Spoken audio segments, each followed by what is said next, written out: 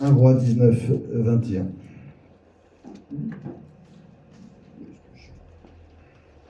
Voilà, c'est l'histoire d'Élisée. De quelle manière il va être appelé pour servir Dieu. Alors ce matin, ça va vraiment nous parler à chacun, à plusieurs groupes de personnes, les gens qui sont plus récents dans le Seigneur et même les gens qui sont plus ancrés dans le Seigneur. 1 Roi 19, versets 19 à 21. Élie partit de là et il trouva Élisée, le fils de Shaphat, en train de labourer. Il y avait devant lui 12 paires de bœufs et lui-même se tenait près de la 12e. Élie s'approcha de lui et jeta son manteau sur lui. Élisée abandonna ses bœufs et courut après Élie. Il lui dit « Laisse-moi embrasser mon père et ma mère et je te suivrai. » Élie lui répondit « Vas-y et reviens. Pense en effet à ce que je t'ai fait. » Après s'être éloigné d'Élie, Élisée prit une paire de bœufs qu'il offrit en sacrifice avec le bois de leur attelage. Il fit cuire leur viande et la donna à manger au peuple, puis il se leva, suivit Élie et fut à son service. Texte d'introduction, on va aller dans 2 Rois 2, un tout petit peu plus loin, 2 Rois 2. C'est la suite, 2 Rois 2. On a vu comment Élie a été appelé, Élisée. 2 Rois 2, verset 1. Lorsque l'Éternel fit monter Élie au ciel dans un tourbillon, celui-ci partait de Gilgal avec Élisée. Élie dit à Élisée, « Reste donc ici, car l'Éternel m'envoie jusqu'à Béthel. » Retenez les noms des villes, c'est là qu'on va, c'est là-dessus qu'on va étudier ce matin. Élisée répondit, « L'Éternel est vivant, et ton âme est vivante. Je ne te quitterai pas. » Et ils descendirent à Béthel. Les membres de la communauté de prophètes de Béthel sortirent de la ville vers Élisée et lui dirent, « Sais-tu que c'est aujourd'hui que l'Éternel va enlever ton Seigneur au-dessus de ta tête ?»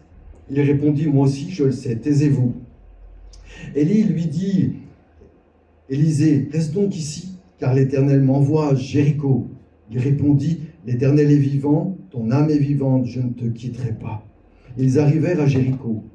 Les membres de la communauté de prophètes de Jéricho s'approchèrent d'Élisée et lui dirent, « Sais-tu que c'est aujourd'hui que l'Éternel va enlever ton Seigneur au-dessus de ta tête ?»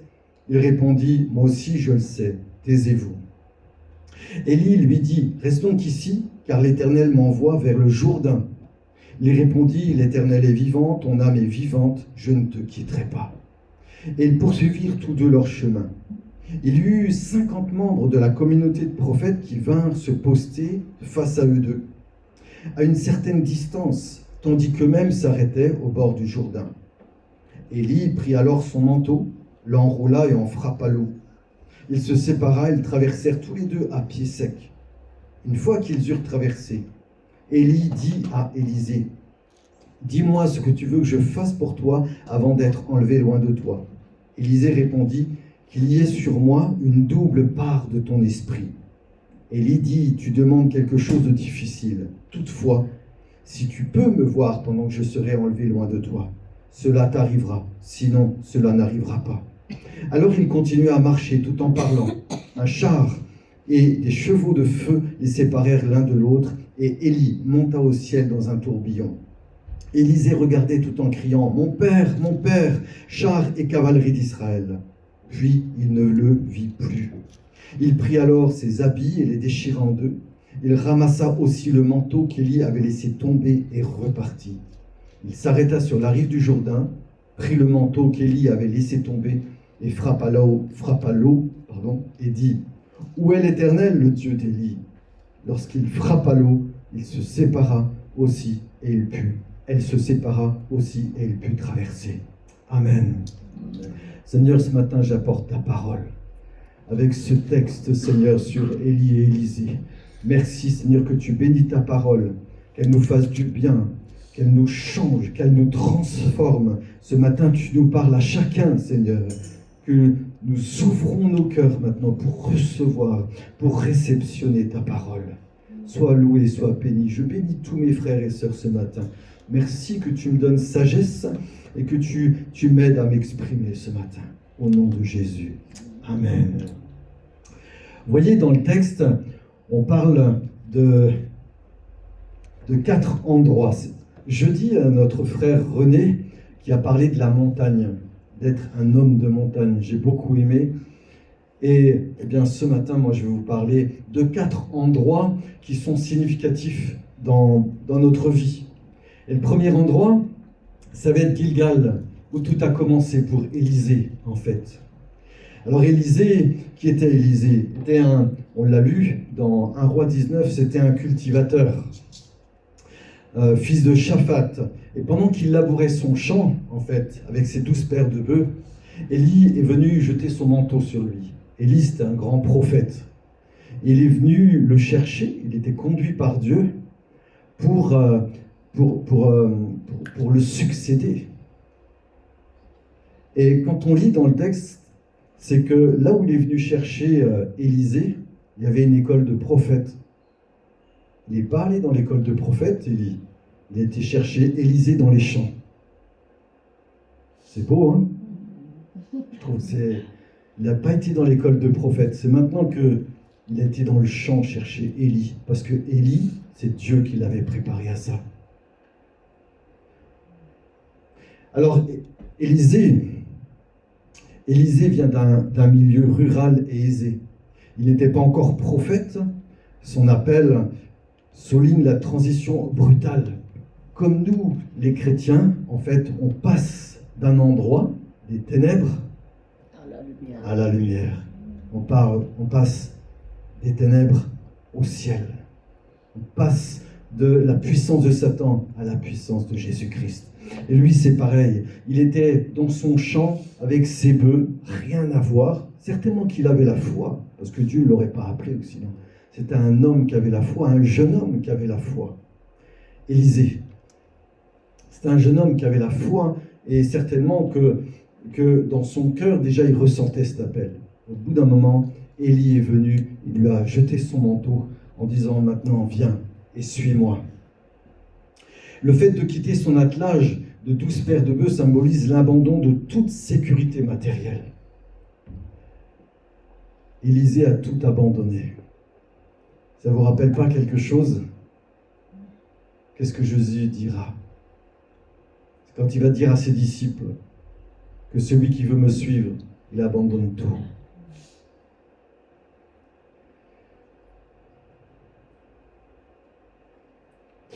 Élie veut lui transmettre l'esprit prophétique et l'autorité divine.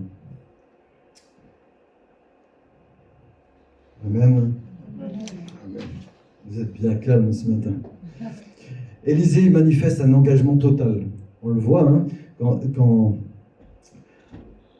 au chapitre 2, lorsque l'Éternel fit monter Élie au ciel, dans celui par tel Gilgal, Élie dit à Élisée, « Reste donc ici, car l'Éternel m'envoie jusqu'à Bethel. » Carrément, il dit non, je ne vais pas te laisser, je viens avec toi. Partout, tout le long du texte, à plusieurs reprises, il dit non, je ne vais pas te laisser. C'est un test, hein, et Élie est en train de le tester. Mais Élisée dit non, maintenant j'ai tout laissé derrière moi, maintenant je veux te suivre. Amen. Amen. Est-ce que nous, on a laissé tout derrière nous pour suivre Jésus? Amen. On va creuser un petit peu. Élisée, il a créé cette rupture définitive, en fait. Qu'est-ce qu'il a fait? Il a dit, permets que j'aille dire au revoir à mes parents. Il a été dire au revoir à ses parents. Mais en même temps, il n'a pas emmené ses bœufs et sa charrette avec lui. Hein. En fait, il a tué les bœufs. Avec le bois de la charrette, il a fait un feu, il a fait un sacrifice à l'Éternel.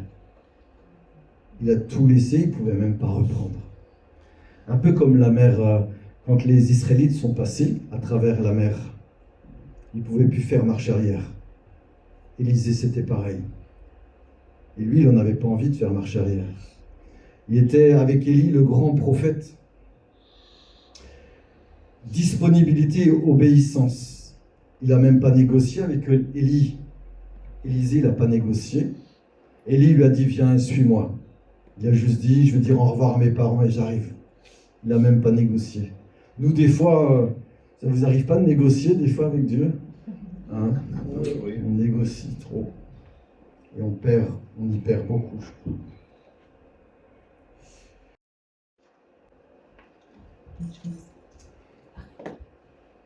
Alors, on rencontre des obstacles, des bruits, distractions, ce que je disais tout à l'heure, et emploi du temps, vous empêchent de trouver un Bethel dans votre vie quotidienne.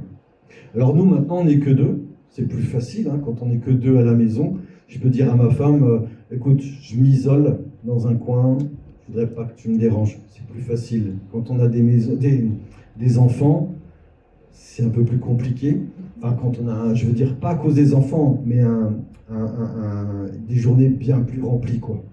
Hein, le repas, le ménage, et tout, c'est plus compliqué. On peut quand même essayer de trouver des moments. Je vous y invite vraiment. Je vous y invite vraiment. Après Bethel, où est-ce qu'ils sont allés?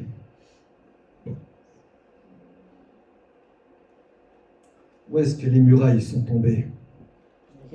Jéricho. Jéricho. Vous voyagez avec moi? On va à Jéricho. Jéricho, on va lire dans Josué chapitre 6, verset 1. Josué 6. Est-ce que ça va? Ça va. Ouais, je vous endors pas, ça va? Non, non. Bon.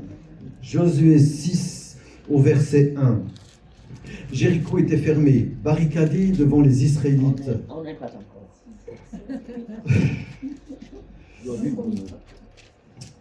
C'est que je vois l'heure tourner. Ouais, je suis bien.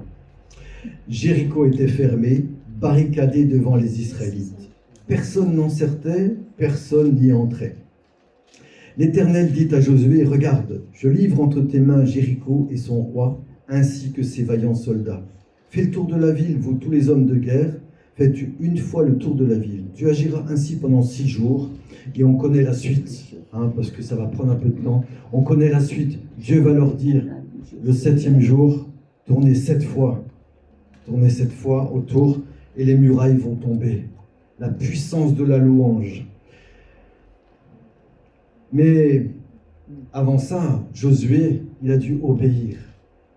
Et Jéricho, c'est le combat et l'obéissance.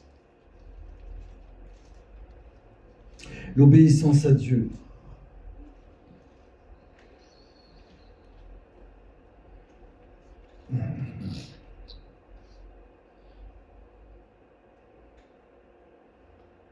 Jéricho, il y a là encore dans notre texte au départ de 2 Rois chapitre 2, à chaque fois, il y a les fils des prophètes, l'école de prophètes qui sont là.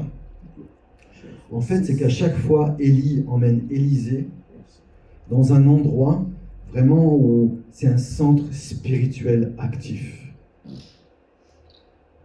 Un lieu de formation et de transmission. À chaque étape, Élie teste la fidélité d'Élisée en lui disant « Reste ici », mais Élisée refuse de le quitter. Et donc, Jéricho est aussi un lieu de persévérance. C'est pas seulement Jéricho qu'on connaît, comme on vient de lire, où les murailles tombent. Mais Jéricho, c'est aussi ce lieu de persévérance. Parce que pendant 7 jours, ils ont dû tourner autour de Jéricho. Parce que, en fait, un jour, je me suis penché là-dessus, c'est que les Israélites voulaient passer. Mais il n'y avait pas d'autre chemin que de passer par Jéricho. Mais en fait, c'est que les gens de Jéricho, ils craignaient les Israélites. Donc ils avaient barricadé Jéricho. Et les Israélites ne pouvaient pas faire autrement que de passer à travers. Il n'y avait même pas un détour, c'était vraiment cette route. Et parfois, le diable veut nous empêcher d'aller où Dieu nous demande d'aller. Il y a ces barricades. Et dans notre vie, on rencontre ces barricades. J'espère que ce n'est pas des barricades qu'on rencontre dans l'église, mais ça peut être aussi, ce que je disais tout à l'heure, le boulet.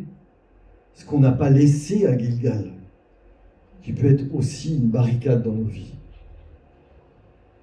Est-ce que vous êtes avec moi? Amen. Amen. Le symbole biblique de Jéricho. Jéricho est un lieu chargé d'histoire. C'est la première ville conquise par Josué en entrant en terre promise. Ce qu'on a lu. Elle symbolise quoi, Jéricho? La victoire par la foi. Parce que Jéricho ils l'ont conquis, pas par le combat, aucune arme. Aucune arme. Si aujourd'hui, nos chefs militaires, au lieu d'aller acheter des avions, des drones et puis toutes sortes de choses, ils achèteraient des trompettes, ça coûterait beaucoup moins cher. Et ça ferait, Hein? puis ça ferait de la musique, c'est bien. Ça ferait de la musique. Mais en fait, ils ont gagné comme ça. L'obéissance. Dieu avait dit, voici, je suis avec vous, et faites qu'est-ce que je vous dis. Et ça, c'est Jéricho. Mais très souvent, on ne veut pas de ce Jéricho. On ne veut pas de ce Jéricho. On veut en faire qu'à notre tête. Et Dieu dit, ben, fais-en qu'à ta tête. Mais de toute manière, tu passeras par Jéricho. Et Élie, il est en train de montrer à Élisée, c'est quoi ce Jéricho? Il dit, bientôt, je ne serai plus avec toi. Et dans ta vie de prophète, vous pourrez lire à la maison la suite. Dans sa vie de prophète, il va en rencontrer des problèmes. Mais parce que Élie lui avait dit. Élie l'a fait passer par Jéricho. Il a compris que la puissance de Dieu était avec lui. Et que tout ce qu'il accomplira, ce sera par la puissance de Dieu. Il y aura des barricades dans sa vie. Mais faire la volonté de Dieu. C'est ça qu'Élie est en train de montrer à Élisée. Jéricho est une étape spirituelle dans le voyage d'Élie, marquant le rappel des victoires passées. Petite question. Quels sont les murs dans ta vie qui doivent tomber? Quelles sont les murailles dans notre vie qui doivent tomber?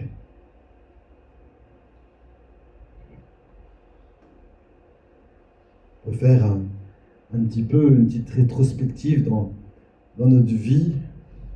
Moi, très tôt ce matin, je relisais ce texte et je dis, Seigneur, tu es merveilleux parce que j'ai eu des moments difficiles et j'en aurai encore. Mais ces moments difficiles n'ont plus rien à voir avec mon passé en fait. C'est ça qui est chouette. Ce matin, je m'analysais. Je disais, en fait, finalement, les difficultés que je rencontre, ça n'a plus rien à voir avec mon passé. Je suis entièrement libre de mon passé.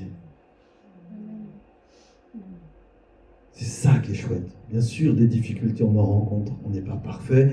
Et ça fait partie de notre chemin. Mais, je regardais, je dis, j'ai plus ces difficultés-là, en fait. Je suis soulagé, je suis libre. Réfléchis, cette semaine, réfléchis sur toi-même. Est-ce qu'il y a des murailles qui t'empêchent d'avancer maintenant dans la vie avec Dieu? Qu'est-ce qui t'empêche? La relation avec les autres peut-être. Pendant longtemps, j'ai eu ce problème-là. Pendant longtemps, j'ai eu ce problème de hiérarchie. Il ne fallait pas qu'il y ait un chef qui me dise ce que j'avais à faire. Je montrais des dents. Non seulement les dents, mais les poings. Ah oui. Et Dieu m'en a délivré. Aujourd'hui, les chefs me disent, wow, si tout le monde était comme toi, poli, sympa, je vois bien, tu as le sourire. Ben, je dis, on pourra en parler une autre fois, hein, si tu veux. Voilà, parce que je suis au travail. Et Dieu permet, cette semaine, Dieu me l'a permis. Et voilà, quoi. Voilà, Dieu nous libère. Réfléchis sur les murailles qui peuvent t'empêcher d'avancer. C'est quoi ces murailles? Si tu as mis un nom sur ça, si tu as mis un nom sur Jéricho, maintenant dans la prière, à Bethel, tu dis, Seigneur, ça c'est ma muraille maintenant. Maintenant je te loue. Je te loue parce que tu es le Dieu Tout-Puissant. Et dans la louange, comme à Jéricho, la muraille va tomber. Amen. Amen. Permettez que je termine. Après Jéricho, qu'est-ce qui s'est passé? Je voulais revenir, pardon, j'ai loupé quelque chose, j'avais entouré qui est très important. Les murs tombent grâce à l'obéissance et la prière. Dieu agit quand je reste fidèle. Dieu agit quand je reste fidèle.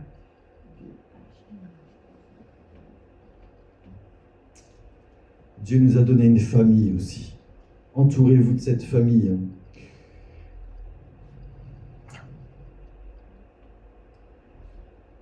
Le Jourdain. Allez, je termine. Le Jourdain. Qu'est-ce que c'est le Jourdain? Qu'est-ce qui s'est passé au Jourdain? Qui c'est qui avait déjà passé le Jourdain à l'époque? Les enfants d'Israël ont passé le Jourdain. Élisée passe le Jourdain. Dans Josué 3, on y est, on est tout à côté. Josué 3, tu peux le lire, 14-17. Le peuple sortit de ses tentes pour passer le Jourdain, et les prêtres qui portaient l'arche de l'Alliance marchèrent devant le peuple. Quand les prêtres qui portaient l'arche furent arrivés au Jourdain et que leurs pieds furent mouillés au bord de l'eau, le Jourdain déborde par-dessus toutes ses rives durant tout le temps de la moisson.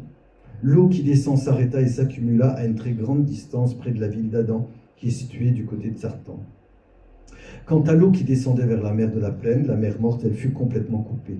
Le peuple passa vis-à-vis de Jéricho.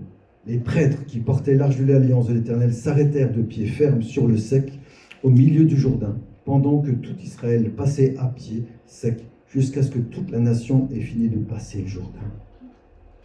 Waouh! Le miracle de Dieu. Un moment spectaculaire et profondément symbolique, hein. On prêche dessus depuis tout le temps. La traversée miraculeuse du Jourdain par le peuple d'Israël.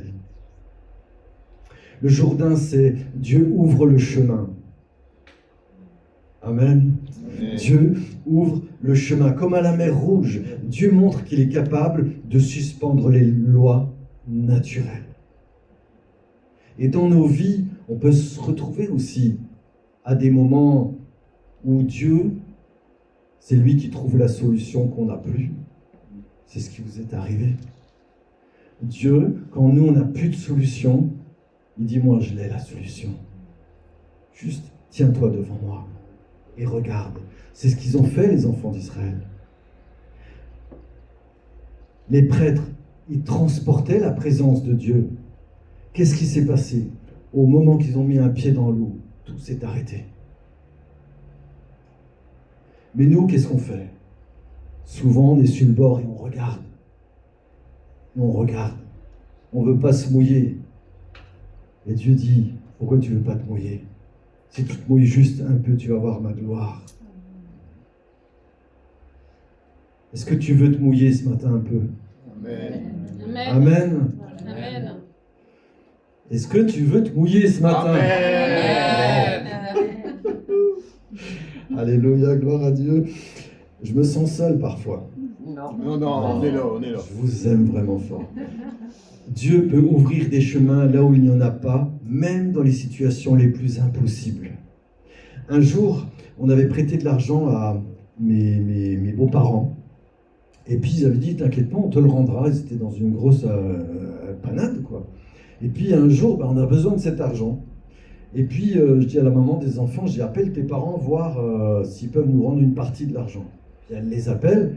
Et puis, elle revient me voir, elle me dit, écoute, non, ils n'ont toujours pas reçu le remboursement. Puis, c'était vraiment important pour nous, on était coincés. Puis, je lui dis comme ça, je lui dis, écoute, je travaillais d'après-midi ce moment-là, et je lui dis, écoute, toute la matinée, je vais me mettre dans mon bureau. Je m'étais réservé un Bethel. J'avais un bureau tout au fond de la maison, je m'étais fait vraiment ma pièce où j'allais prier très tôt le matin, enfin tout le temps, c'était là où je priais. Et puis, je rentre dans cette pièce et je commence à louer Dieu. Et là, je vois un grand mur, mais interminable. Et quand j'ai commencé à louer Dieu, je vois ça se renverse et des pierres qui roulent de partout. Ça fait même pas 20 minutes que je suis en train de louer Dieu. Et là, ça frappe à ma porte. Et la maman des enfants qui me dit, tu peux aller chez papa, maman, ils viennent juste de recevoir l'argent. Amen. Juste 20 minutes. Le Jourdain. Se tenir et aller se mouiller pour Dieu. Amen. Amen. Alors, juste cette histoire d'argent aussi, c'est que Dieu pourvoit à tous nos besoins. Je préfère dire ça aussi parce que quand on gère bien aussi, quand on ne fait pas n'importe quoi de ce que Dieu nous accorde aussi. Amen. Parce que, J'ouvre la petite parenthèse quand même, parce que sinon on peut dire, tiens, lui, le Seigneur, il le bénit, il a ci, il a ça, quand il a des difficultés. Non, non, non, non. Dieu nous appelle aussi à bien gérer. Et quand on a bien géré et qu'on a des difficultés et qu'on fait confiance à Dieu, Dieu pourvoit nos besoins. Amen. Voilà. Hein. Dieu, c'est pas le crédit mutuel non plus. Voilà. Le peuple doit marcher vers un fleuve en crue sans savoir comment il va traverser. Ce n'est qu'après que les prêtres posent le pied dans l'eau que le miracle se produit. Et la foi précède souvent la manifestation. La foi, proclame-le de ta bouche. Proclame-le de ta bouche. Et ça va arriver. Parce que tu es avec ce Dieu saint, ce Dieu tout-puissant. Et toute bénédiction passe par une étape de foi. J'imagine que vous, Claude et puis Juliette, dernièrement, vous avez dû crier à Dieu. Oui. Vous avez dû crier à Dieu. Je sais, parce que s'il a répondu, c'est parce que vous avez dû crier à Dieu. Il y a cet acte de foi qui est là. Seigneur, on ne sait plus comment faire. On abuse de nous, là. Qu'est-ce qu'on fait maintenant? Et c'est là que Dieu intervient. C'est là que Dieu intervient. Dans ce pas de la foi, c'est le Jourdain, c'est la dernière étape de l'enlèvement pour Élie. C'est le point final de son ministère terrestre et le lieu de transition spirituelle vers le ciel. C'est une belle mort, hein, franchement. Tu voudrais pas être enlevé aussi comme ça? Honnêtement. Ça serait joyeux. Ah voilà, parti là. Personne ne te Trop voit bien. plus. On ne sait pas d'où tu es parti. Voilà. Amen. Amen. Vous vous souviendrez, Gilgal, Bethel, Jéricho et le Jourdain. Amen. Amen. Le Jourdain est un obstacle naturel, mais Dieu le transforme en passage miraculeux. Amen. Vous pourrez le méditer, hein, il y a beaucoup d'hommes de Dieu qui ont dû passer par le Jourdain, par Bethel, par Jéricho. Vraiment, ça parle, vraiment.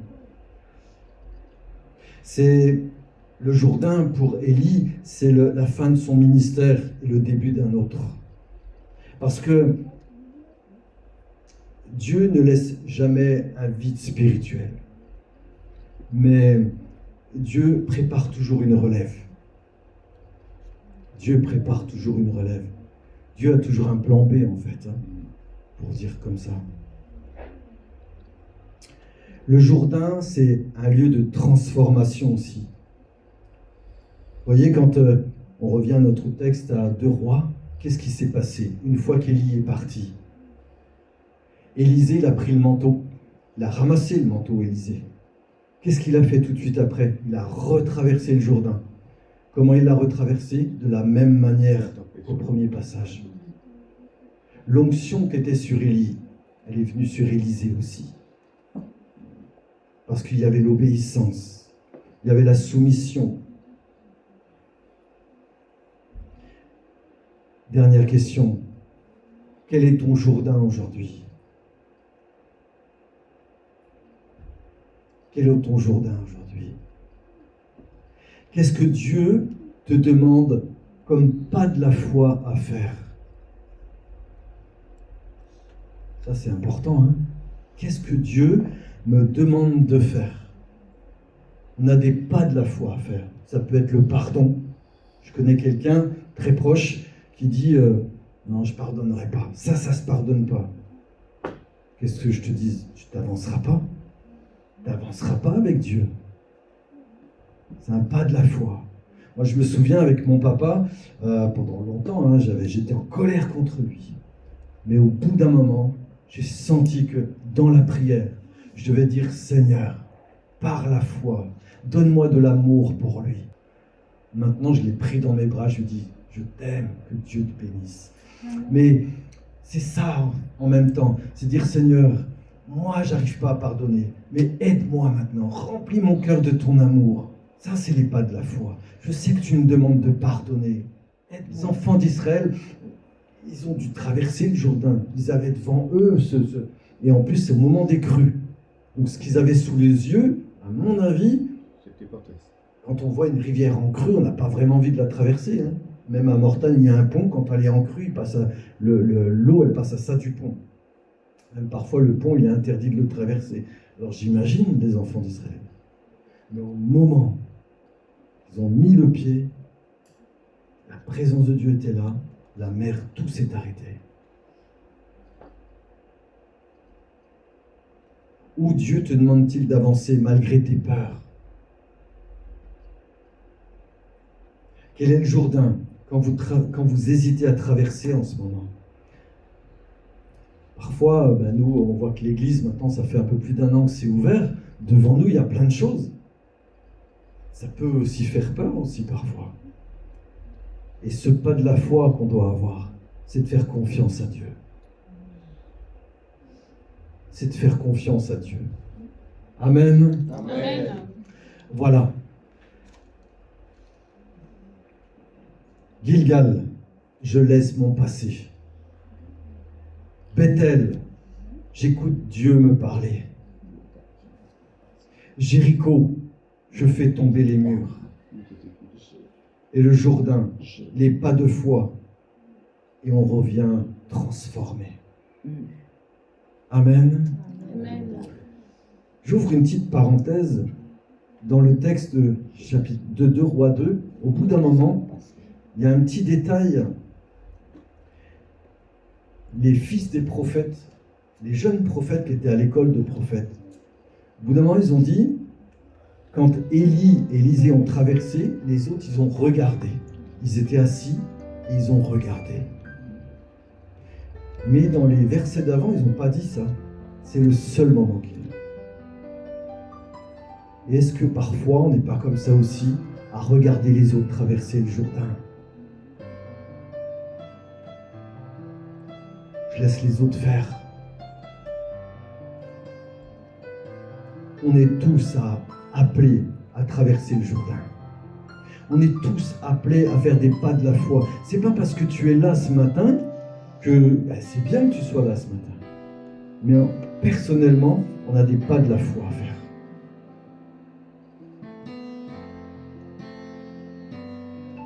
De spectateur devient un participant. Amen. Et tu trouveras ta place dans l'église. Alléluia. On arrête là, on conclut avec ça. Amen. Gilgal, Dieu nous appelle à nous dépouiller du passé. Bethel, la rencontre personnelle avec Dieu. Si vous pouvez retenir ça. Bethel, la rencontre avec Dieu. Jéricho, tu nous enseignes que les murailles ne sont rien devant ta puissance. Que Dieu nous donne la foi pour faire tomber les forteresses. Et le Jourdain, Dieu nous invite à traverser, à entrer dans son appel. Amen. On se met debout. Je suis désolé, j'étais un peu long parce que on a commencé déjà un peu... voilà. Rappelez-vous, Gilgal, Bethel, Jéricho et le Jourdain. Alléluia. Seigneur, merci pour ta parole. Merci Seigneur pour ce que j'ai pu enseigner à ton peuple ce matin. Je te prie que ta parole vienne faire tout son effet en nous, que nous puissions rentrer avec cette nourriture sur notre cœur, qu'elle nous fasse grandir. Je prie pour ceux qui ce matin sont encore à Gilgal, Seigneur, que tu les aides à déposer à tes pieds leur passé, ce qui est lourd. Que ceux qui peut-être ce matin reviennent à Bethel, Seigneur, qu'ils puissent te rencontrer personnellement et développer ce Bethel, Seigneur. Développer cette communion avec toi, cette communion personnelle. Peut-être que parmi nous, ce matin, des frères et des sœurs sont face à Jéricho, face à des murailles. Mais c'est toi, Seigneur, qui vas les déplacer, ces murailles, ce matin. Peut-être que ce matin aussi, on est face à ce Jourdain où tu nous demandes de faire des pas de la foi. Merci, Seigneur, que tu nous aides à faire ces pas de la foi.